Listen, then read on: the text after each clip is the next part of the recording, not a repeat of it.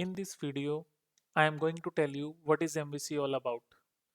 Well, MVC stands for Model View Controller and it is one of the architectural patterns for implementing user interfaces. Although it was originally developed for desktop applications back in 1970s, it's been widely adopted as an architecture for web applications, and as a result, many frameworks have been created that enforce this pattern. ASP.NET MVC is one of them. There are many other similar MVC frameworks like Ruby on Rails or Express for Node. In an MVC application, model represents the application data and behavior in terms of problem domain and independent of user interface. Let's take an example of an e-commerce application. Data model generally consists of classes like orders, customer, payment, product, and so on. These classes have properties and methods that purely represent the application state and rules. These are not tied to the user interface, which means you can take these classes and use them in a different kind of app like a desktop or a mobile app. They are old plain CLR objects or POCOs. V in MVC represents the view and is the HTML markup that we display to the user.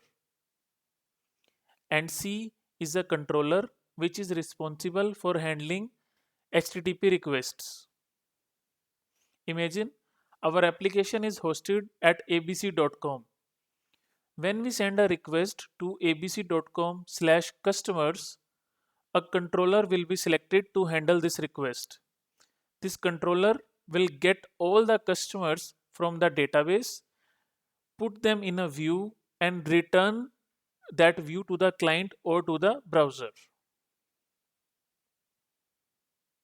So, with this architecture, you will see each component has a distinct responsibility, and this results in better separation of concern and a more maintainable application.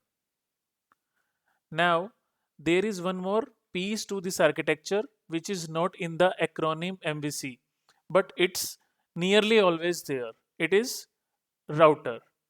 Earlier, I told you when a request comes in the application, a controller will be selected for handling that request.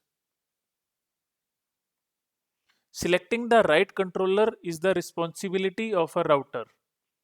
Knows that the request with URL abc.com/customers should be handled by a class called customers controller. More accurately, it should be handled by one of the methods of this class because a class can have many different methods. In ASP.NET MVC, you refer to methods of a controller as actions.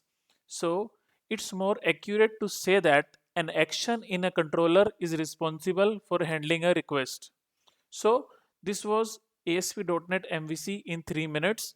If you have any questions related to this lecture, feel free to post your questions in the comment box. Thanks for watching.